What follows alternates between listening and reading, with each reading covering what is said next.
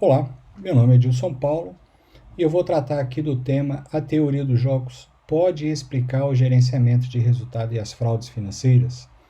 O meu objetivo aqui, na realidade, é apresentar como essa parte da teoria econômica pode nos ajudar a compreender melhor o comportamento dos gestores e preparadores quando das elaboração das demonstrações financeiras.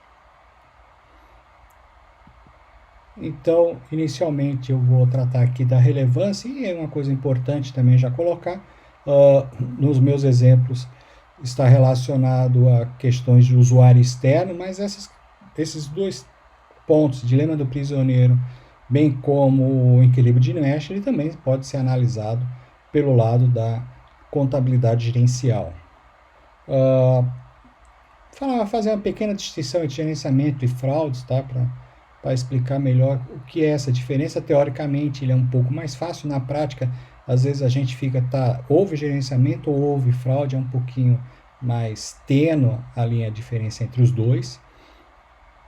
Teoria dos jogos, e aí a gente vai realmente tratar do dilema do prisioneiro e a sua aplicação dentro da contabilidade, e depois o equilíbrio de Nash, também a sua aplicação quando da elaboração das demonstrações financeiras. E concluímos. Pois bem, antes de mais nada, eu gostaria de fazer uma observação que é muito importante. Tá? Eu não estou aqui fazendo nenhum, justificando nenhum comportamento de nenhum gestor, preparador ou de qualquer um dos agentes do mercado, bem como também não estou incentivando a prática de nenhuma questão oportunística. Tá? Eu simplesmente eu estou aqui fazendo uma análise desses acontecimentos que ocorrem no nosso dia a dia. Pois bem, por que o tema é relevante? Veja, logicamente ele está muito ligado, e a gente chama muita atenção quando aparecem os escândalos. Porque fraude, especificamente, ele já ocorreu, coloca-se que a primeira fraude ocorreu 300 anos depois de Cristo. Já tem evidências sobre isso. E é uma coisa que sempre ocorreu ao longo da história. E a gente está falando de fraude financeira. Tá? Fraude financeira já ocorreu. Existem relatos que ocorreu 300 anos depois de Cristo. Então, veja, é uma coisa que sempre tem ocorrido. Logicamente, tomou maior dimensão quando do escândalo que envolveu a Aero, a WorldCom, lá nos anos 2000, 2001, 2002. Tá? Precisamente em 2000 para 2002, que houve muitas mudanças na área contábil. E aí temos muitos outros, depois veio o Lehman Brothers, tem também o escândalo da Satyan, que é uma empresa indiana de tecnologia. O caso dela de fraude é muito pitoresco, é um caso interessante. E tem a nova estrela dessa companhia, vamos dizer assim, esse grupo aí seleto ou não seleto, que é o Wirecard da Alemanha, que nas últimas semanas aí também acabou aparecendo nas páginas. Uma pergunta que acaba sendo feita, ficando no ar, é porque como essas fraudes acabam ocorrendo em empresas que são auditadas pelas grandes empresas de auditoria, chamadas Big Four. Veja, essas empresas elas têm expertise na área contábil, em auditoria enorme, têm profissionais experientes, mas eles acabam ocorrendo. Tá? Então a gente tem que tentar entender aí os diversos fatores que podem afetar essa situação. No relatório que deste ano, de 2020, da Associação dos Examinadores de Fraudes, os examinadores certificados de fraude, que trata das fraudes investigadas entre janeiro de 2018 e setembro de 2019, No relatório está apontado que neste período aí de 21 meses, ocorreram 2.504 casos de fraudes em 125 países. Tá?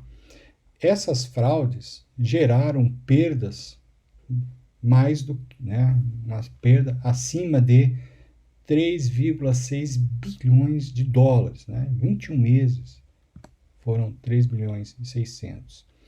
E veja, no que se refere às demonstrações financeiras, né, os esquemas de fraude dentro das demonstrações financeiras, só representam 10% desses casos. Porém, né, estima-se uma perda média de 954 mil. Então, quais seriam as motivações para ocorrer gerenciamento de resultado de fraudes? Tá? A primeira e talvez a mais comum de todas é financeiro, né? Quando o gestor ou os acionistas querem ganho pessoal, né? Seja através de bonificação, né, na sua remuneração, quer seja pela maior valorização de suas ações, de suas empresas. Né? Então, o motivo, provavelmente a gente pode falar que o principal é financeiro. Tá?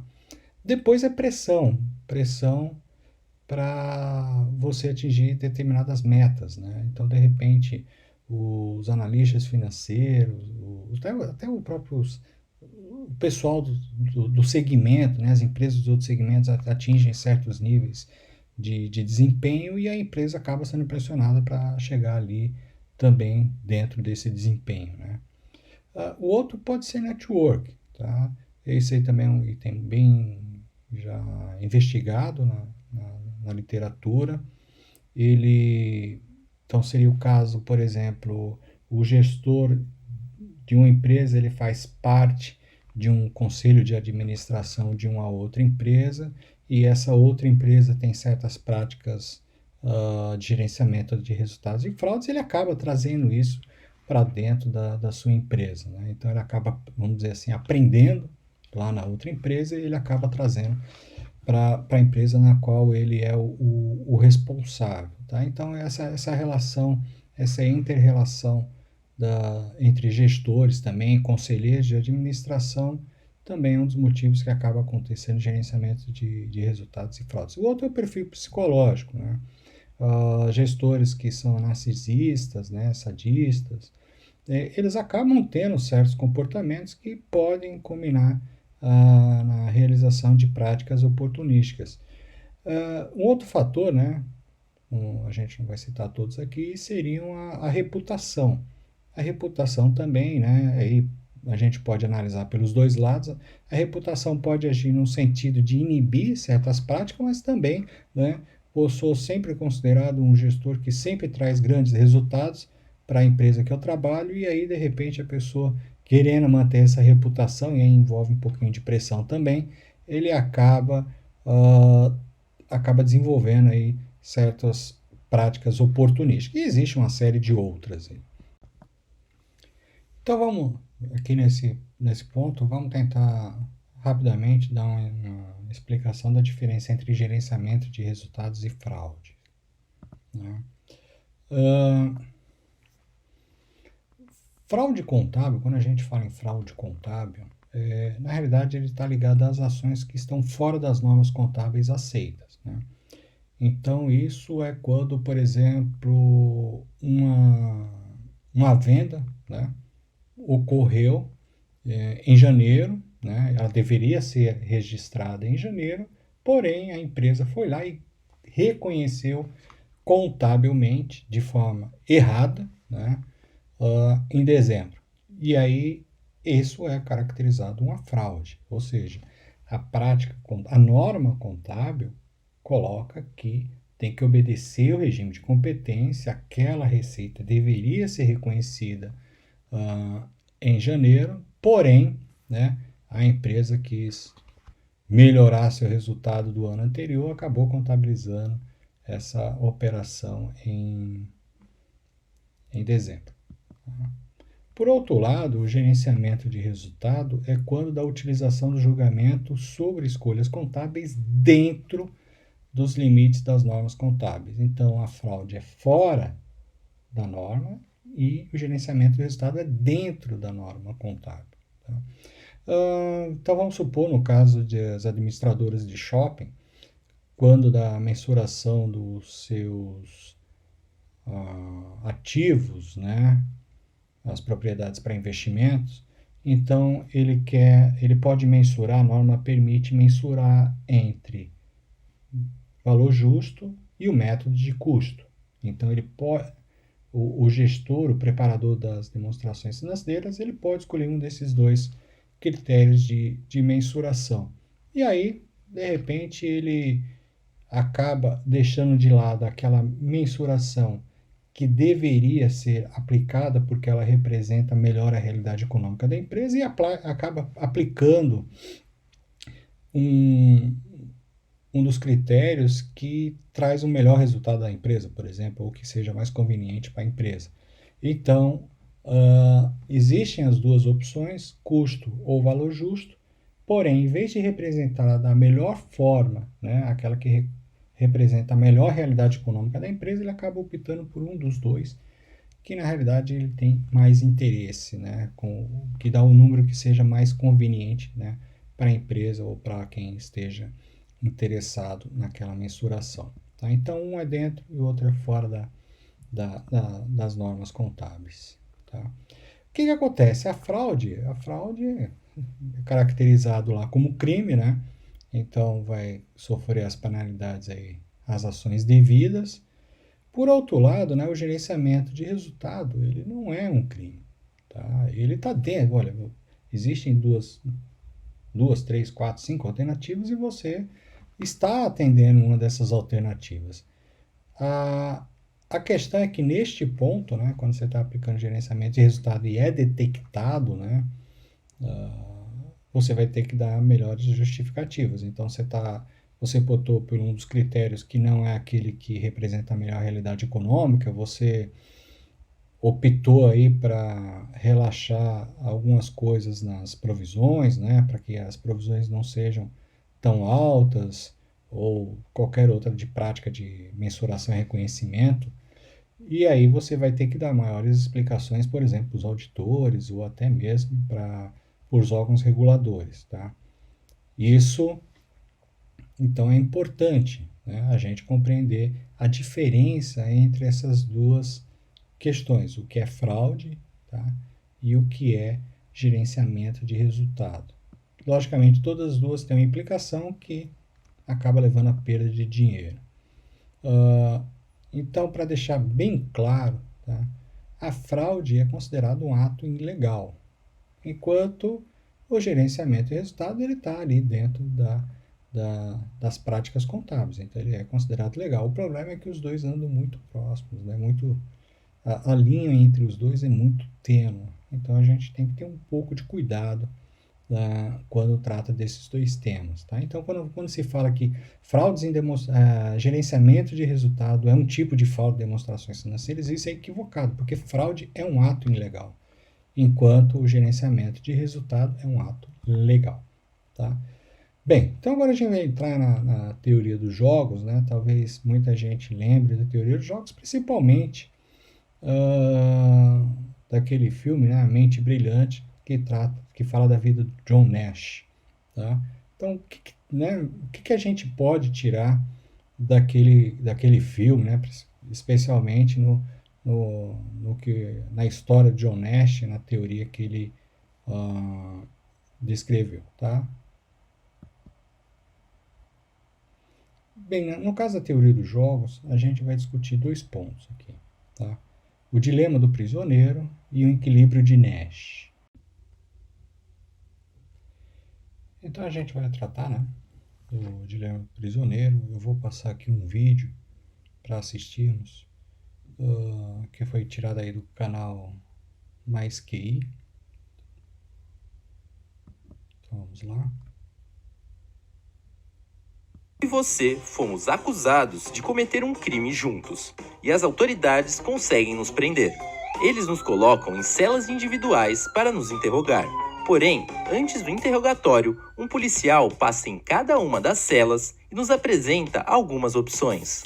Se você decidir confessar e eu negar o crime, você passa 1 ano na cadeia, enquanto eu fico preso por 10 anos. Isso também vale para mim, caso eu escolha confessar e você não. Uma outra saída seria se tanto eu quanto você não confessássemos o crime. Caso isso aconteça, cada um passaria 2 anos preso. Por outro lado, se nós dois resolvermos que o melhor é contar o que aconteceu, iremos presos por 3 anos e depois saímos os dois livres. A melhor solução possível para nós dois seria se ambos negassem. Desta forma, sairíamos juntos em 2 anos. Mas essa opção é muito arriscada, pois caso uma das partes não negue ter cometido o crime, um dos dois ficaria preso por 10 anos. Adam Smith, considerado o pai da economia, nos falaria que o resultado ótimo seria então que cada um de nós fizesse o que é melhor para si. E Nash complementa dizendo que o melhor resultado é obtido quando todos do grupo fazem o que é melhor para si e para o grupo. Em nosso dilema, isso se daria caso nós dois confessássemos, pois no pior dos casos, sairíamos juntos em 3 anos, e no melhor dos casos, passaríamos apenas 1 ano preso, caso o parceiro não confessasse o crime. Então vamos ver a aplicação do dilema do prisioneiro no gerenciamento do resultado. Pode ter outras aplicações. Então vamos pegar um caso hipotético em que o mercado espera que a empresa irá inflar seus resultados e porque tem essa expectativa ele vai dar um desconto. Vamos supor que de 10% do resultado. Então ele acredita que quando a empresa divulga aquele resultado está em superior a 10%. Então na hora que aquele resultado é divulgado, ele dá um desconto. Porém, a empresa ela não quer praticar o gerenciamento de resultado. Então ela vai ter 2 caminhos. Um deles é convencer que não está empregando as práticas discricionárias. Isso nem sempre é possível por conta do seu histórico, só se ocorrer algum evento assim um pouco distinto, diferente, né? Algum fato diferente do que vem ocorrendo, mas se é a mesma equipe, os mesmos gestores, os mesmos auditores, o mercado vai acreditar que aquela prática vai continuar sendo realizada. O outro lado, né, caso ele não consiga convencer o mercado que não vai gerenciar resultado, ele só vai ter uma possibilidade, que é gerenciar resultado. Por quê? Como o mercado ele vai agir racionalmente e vai esperar um viés nos resultados, então ele não tem outra solução melhor que não seja enviesar os seus resultados, o seu relatório contábil. Então vamos tentar apresentar agora esse caso no mesmo esquema que foi apresentado anteriormente. Então, nós temos a empresa que gerenciou o resultado sim ou não. Vamos colocar aqui o 0 vermelho representa que a empresa não gerenciou e 1 para que ela gerenciou. E no caso da perspectiva do analista financeiro, acredita que houve gerenciamento de resultado para a empresa, 0, e os analistas acreditam que não houve gerenciamento de resultado, e 1, eles acreditam que houve gerenciamento de resultado. Então, nesse primeiro quadrante aí, nesse primeiro quadrado, que está o 0, 0, então a empresa não gerenciou e o mercado também acredita que não houve gerenciamento de resultado. Então, isso aí está tudo em paz, tudo tranquilo. Talvez seria o melhor resultado para todos. Provavelmente será o melhor resultado para todos. Não podemos afirmar assim, taxativamente que isso seja verdade. Já se a empresa não gerenciou, 0 vermelho, e os analistas acreditam que gerenciou, o que vai acontecer? Como ele vai dar um desconto nos resultados divulgados pela empresa, provavelmente isso vai acarretar em projeções financeiras, em projeções futuras de desempenho futuro dessa empresa menores, tá? E isso, logicamente, vai dar um custo de capital muito maior para essa empresa. Então, a empresa acaba perdendo. No outro caso, a empresa gerenciou o resultado, um vermelho, mas o mercado acredita que não houve gerenciamento. O que vai acontecer? A empresa acaba se beneficiando, mas os investidores acabam sendo prejudicados, porque eles acabam não tomando a melhor decisão, a decisão ótima na sua carteira de investimentos. Por fim, a empresa gerenciou o resultado e o mercado acredita que gerenciou o resultado. Nesse caso, todos os dois acabam saem perdendo. Tá? Porque o custo de capital vai ser maior para a empresa e o gestor também não vai conseguir, o analista financeiro ele também não vai conseguir estabelecer qual seria o melhor tipo de investimento, qual a melhor forma de alocação dos seus recursos. Então, é uma situação que acaba ocorrendo. Tá? Então, se a empresa acredita que o mercado financeiro, os analistas, irão dar um desconto nos seus resultados porque eles esperam que um gerenciamento de resultado ocorra, a empresa acaba tendo que fazer isso mesmo, tá? Acaba tendo que gerenciar o resultado. Uma outra aplicação de teoria econômica que a gente poderia colocar aqui em contabilidade seria o equilíbrio de Nash. Então, para a gente compreender melhor, eu vou mostrar aqui um trecho do filme A Mente Brilhante.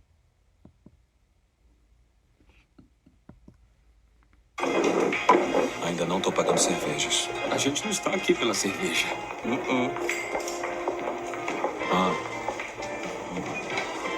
Concordam que ela devia se mover em câmera lenta? Acham que ela vai querer festa de casamento? Que tal espadas, pistolas ao amanhecer? Vocês não sabem de nada. Lembre-se da lição de Adam Smith, o pai da economia moderna. Em uma competição, a ambição individual é o bem comum. Exato. É cada um por si, senhores. E quem sobrar fica com as amigas. Eu não vou querer sobrar. E é fácil levar uma loura até a água. Difícil é fazê-la beber. Não foi o que ele disse. Ok, ninguém olha, ela está olhando, hein? Eu acho que é pro Nash. Não dá pra acreditar. Ele pode estar com vantagem agora, mas esperem só ele abrir a boca. Lembram-se da última vez? Que ela vai ficar pra história.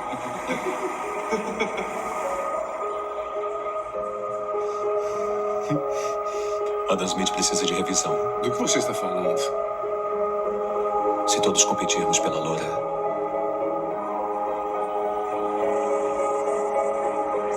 nos bloquearemos e nenhum de nós irá ganhá-la.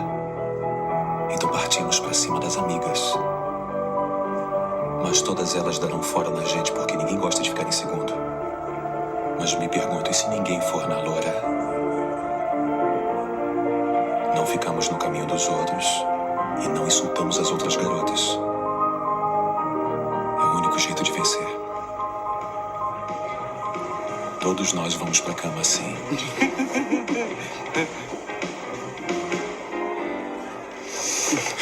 Adam Smith disse que o melhor resultado é quando todos no grupo fazem o que é melhor pra si. Não foi? Foi isso que ele disse. Não foi? Incompleto. Incompleto. Tá? O melhor resultado é obtido quando todos no grupo fazem o que é melhor para si e para o grupo. Nash, ora, se isso não é um plano para ficar com a loura, então vá para o inferno. Dinâmica dos governos, senhores. Dinâmica dos governos. Adam Smith estava errado. E lá vamos nós. Cuidado. Obrigado.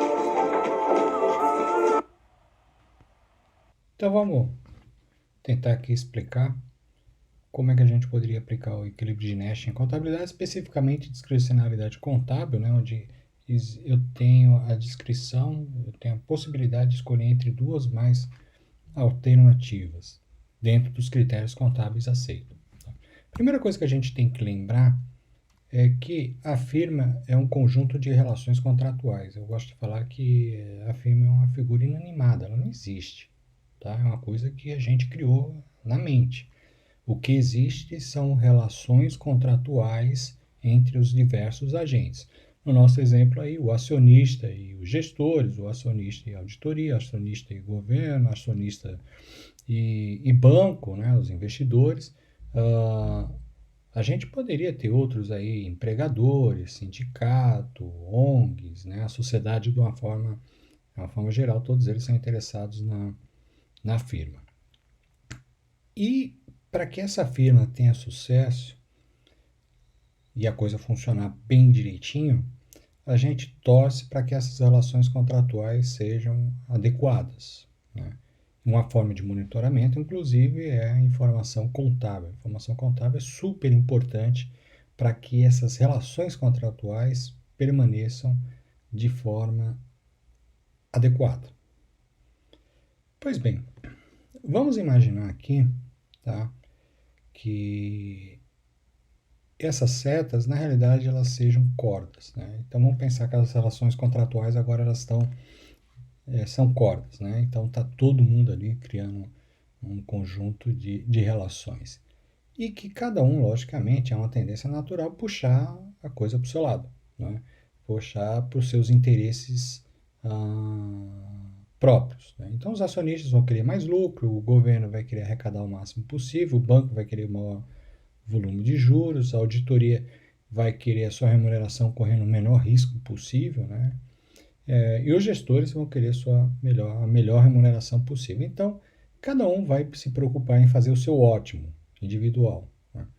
E aí, cada um começa a puxar a sua corda buscando aquele que seria o melhor ótimo, aquele que seria o melhor para cada um de si. Só se cada um começar a esticar muito essa corda vai ficar tão tensionada, que pode ocorrer que, de repente, ela acabar e quebrar uma relação, tá? Então, isso é fácil a gente visualizar, né, se a gente colocar as cordas, porque ninguém pode puxar a corda tanto a ponto dela tensionar. Então, por exemplo, se um governo qualquer aí quiser tensionar demais essa corda e começar a impor certas situações como tipo tributar demais essa empresa ou colocar questões de muita, vamos dizer assim, limitar os ganhos de certos acionistas, de certos segmentos, né? Aí, logicamente, tem mercados regulados que isso é necessário, porque aí tem um outro agente que não está aí, que seria a sociedade.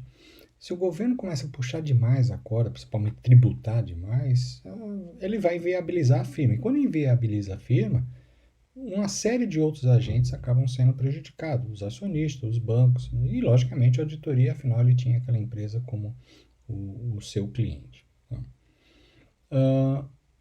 Os bancos também, vamos imaginar, uma empresa tem os seus debt covenants, né, tem as suas cláusulas contratuais e uma delas é que o nível de endividamento é X% do lucro operacional do ano, não pode ser superior a isso, né, ou tantas vezes o lucro operacional do ano. E essa empresa, por algum motivo, ela acabou quebrando essa cláusula contratual porque o endividamento ultrapassou aquele teto. O que acontece? O banco tem o direito de cobrar, né, as parcelas futuras nesse momento em que a cláusula foi quebrada. Mas, de modo geral, na vida prática, bancos dificilmente eles vão querer quebrar uma empresa porque vai inviabilizar o recebimento dos créditos que ele tem junto a essa empresa. Então, logicamente, ele vai entrar numa negociação com essa empresa. Isso vai ser, logicamente, essa negociação vai ter um custo mais caro, mas ele não quer tensionar o ponto de dizer, não, vou querer receber tudo agora. Então, essas relações acabam ficando ali, tensionando até determinado momento. E a mesma coisa a gente pode pensar na auditoria. Então, a auditoria, dentro do conjunto das normas contábeis, em que se visualize certa discricionariedade por parte dos gestores da empresa, né, dos preparadores das demonstrações contábeis, ele pode pensar, né, ele vai pensar no risco dele, né, no risco da auditoria em si, e não, peraí, se eu tensionar demais aqui, eu posso quebrar essa firma e acabar prejudicando nele, como por exemplo uma relação com o banco, e isso vai acabar me custando muito caro, porque eu vou acabar perdendo aí um cliente. Então, essas relações são muito complexas, porque a gente não consegue visualizar ponto a ponto. Porque ao mesmo tempo que ele pode fazer isso, mas do outro lado existe um governo através de um órgão regulador que vai monitorar suas práticas de auditoria. Então ele também não pode afrouxar demais a atenção, né? Então esse limite até onde tensionar, né, é que se busca exatamente tentar identificar através de equilíbrio de Nash. A gente não consegue, logicamente, fazer ali par a par, né, como foi feito no dilema do prisioneiro, porque ele é muito mais amplo. Porque a auditoria, a partir do momento em que ele pode dar uma flexibilizada em alguma coisa para que a empresa não seja prejudicada perante ao banco, mas a própria auditoria pode ser prejudicada em relação ao governo, né, através do órgão regulador, bem como também existem outras firmas, a gente vai ter um outro conjunto de relações em que ele também está envolvido e pode prejudicar, por exemplo, a reputação dele, né? E aí, de repente, ele pede essa empresa continua, porém ele é envolvido em um escândalo e em uma outra empresa que ele tem também relações, né, de cliente com o cliente, e de repente a empresa não quer mais os serviços dele porque a reputação dessa empresa, né, de auditoria acabou sendo prejudicada. Então essas relações elas são muito tênues, tá? Então o equilíbrio de Nash é exatamente isso, tá? É tentar compreender como os gestores se comportam, né, os gestores e todos os demais agentes diante dessas situações. Então, o que a gente tem é que é um efeito dominó. Se de repente eu pratico alguma discricionalidade que não está dentro desse equilíbrio, né, daquilo que a sociedade, aí eu vou falar sociedade de uma forma geral, que envolve inclusive governo, acionista, auditoria, espera, isso acaba tendo um efeito dominó, porque vai derrubando uma série de outros agentes. Então, de repente, a quebra de uma empresa, ele acaba quebrando uma série de outras, como por exemplo aconteceu no caso da Aeron, que acabou levando aí na esteira da sua fraude, né? Acabou levando a empresa de auditoria em outras empresas menores e trouxe prejuízos bilionários aí para vários segmentos do mercado, né? E logicamente até para o próprio mercado e para o próprio governo, que deixa de arrecadar, tá? Então esse equilíbrio é que a gente tem que buscar explorar mais dentro de contabilidade e carregar isso nas nossas tomadas de decisão. Então, o que a gente pode levar como aprendizado para poder compreender o comportamento dos vários agentes, né, que se relacionam com a elaboração das demonstrações contábeis, preparadores, gestores, auditores, o governo, agências regulatórias, bancos, né, os credores, e bem como na tomada de decisão. Então, o que a gente poderia levar disso tudo? O que eu quero colocar aqui para vocês é que existe um equilíbrio das relações contratuais. E esse equilíbrio não necessariamente vai ser o melhor para todos os agentes.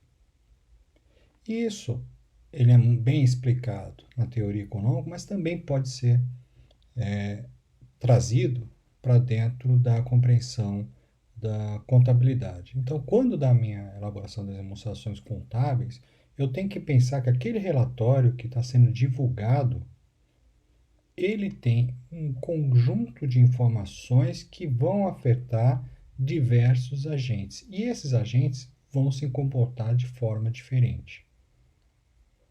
Por outro lado, essa divulgação e a sua elaboração tem que ser realizada pensando exatamente neste equilíbrio.